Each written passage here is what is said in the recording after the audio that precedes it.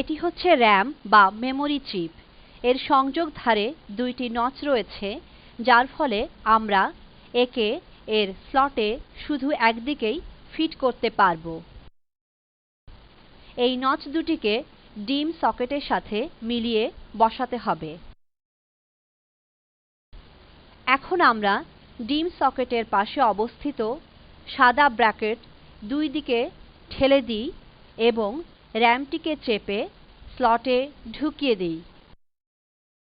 ঠিকমতো সেট হলে সাদা ব্র্যাকেট দুইটি র্যাম কার্ডের দুই দিকের নচে এসে ভিড়ে যাবে। ব্যাস, র্যাম ইনস্টল হয়ে গেল।